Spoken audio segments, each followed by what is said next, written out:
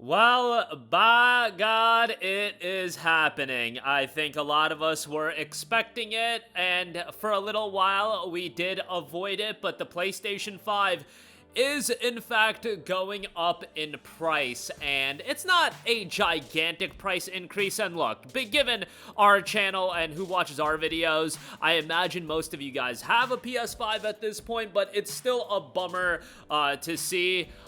So they put out a post on the official PlayStation blog. Similar to many global businesses, we continue to navigate a challenging economic environment. As a result, we've made the difficult decision to increase the recommended retail price for the PlayStation 5 consoles in the US starting on August 21st. The updated recommended retail price for PS5 consoles in the US are as follows.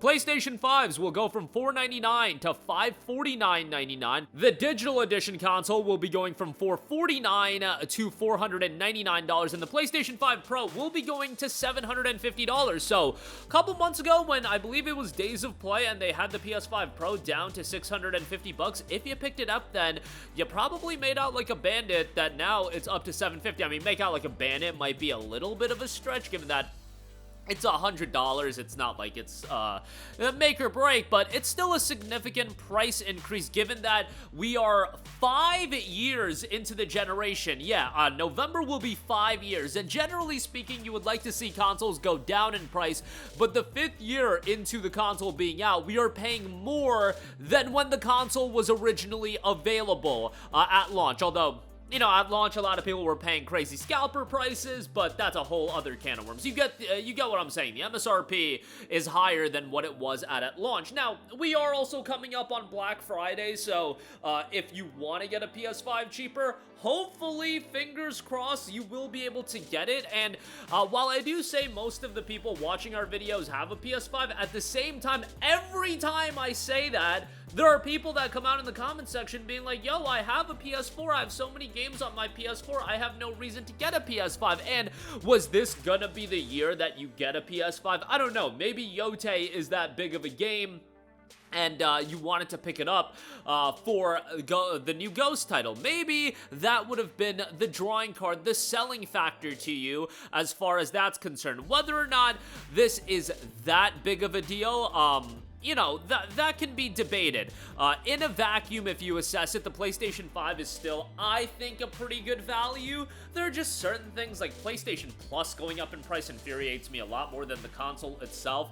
But obviously, you're talking about a console 5 years into the generation that, there has been the lackluster games output or the perceived lackluster games output, and now you're talking about the price going up as well. It's not an ideal situation to be in, and I am really concerned about whether or not the Nintendo Switch 2 is going to go up in price.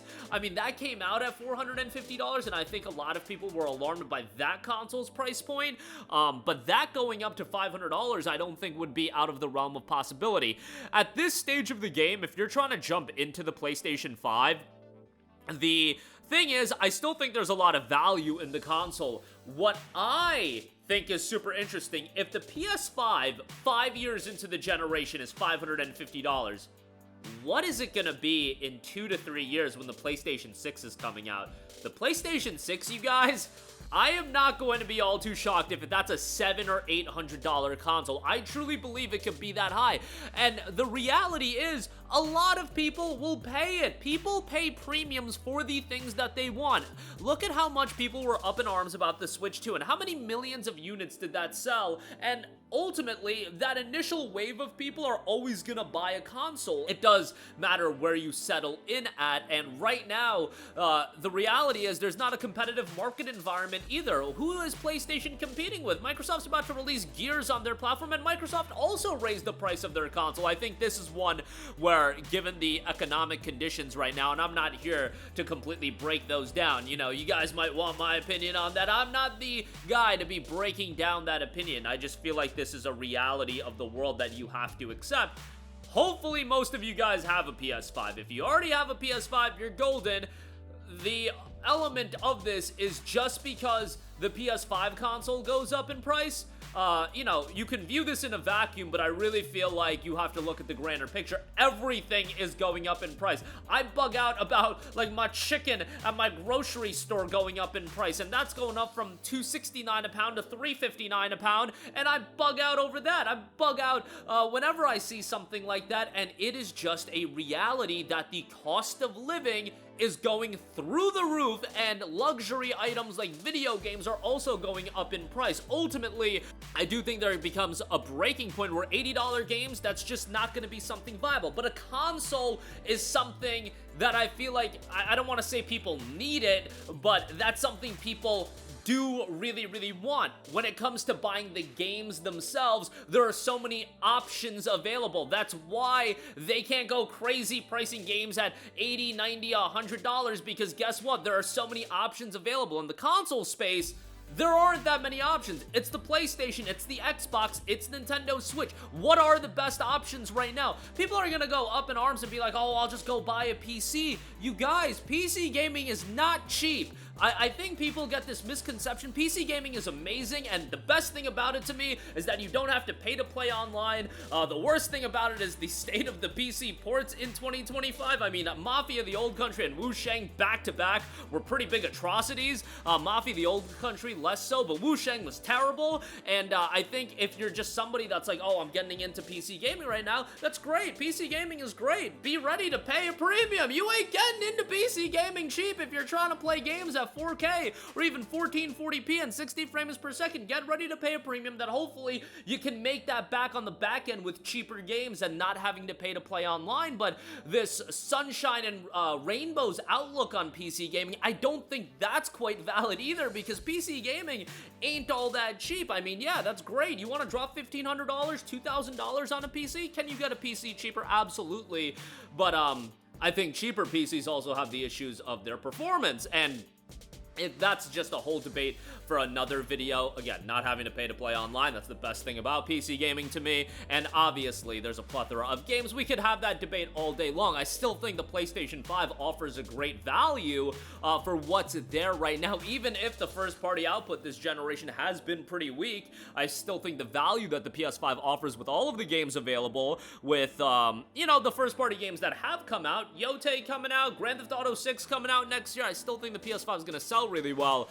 It's just, this is an unfortunate conclusion that we do have to come to terms with, and you know, there is that outlook on, oh, I'm done with gaming. I don't think people got to be done with gaming. I think if you are financially conscious, you have to be a little bit more selective in this area. You can't be running out and buying Borderlands 4, the Super Deluxe Edition, for $130. Like, no mas. That's just not going to be happening as far as that's concerned. You can't be buying, you know, these digital deluxe editions at $80 for your fake 40 hours of early access. Like, maybe be a little bit more conservative. Maybe forego on buying $70 games right out the gate. There are so many games going on sale all the time that dropping $70 on, I don't know, I don't want to throw out a name of a game. Like, I'm really excited for Daemon Ex Machina. That's a $70 game, and I don't know if running out to spend $70 on a game like that would be that apropos. I think the reality is, if you are financially conscious, you just have to be selective in the current climate of gaming. I think there are very few games that the majority of people should be buying right out the gate day one. You know that there's so many games out there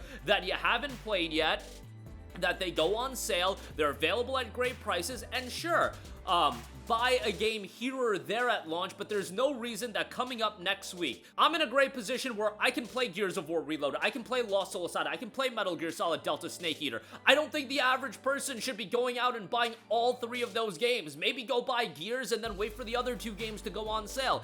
There's obviously publishers like Konami and Ubisoft, their games hit discounts very, very quickly. Be aware of things like that, and I just think being financially responsible for the rest of this year, going into 2026, going into 2027, for the rest of your life, it should be an important element. But when it comes to gaming, I don't think you have to jump to, oh, I'm gonna quit gaming. I think being a little bit more financially conscious of what you buy and the games you pick up, that would go a long way. But I digress. PS5 prices are going up. It's unfortunate. That'll do it for me. Let me know all of your thoughts in the comment section down below. As always, sound off there. Thank you for watching, and goodbye.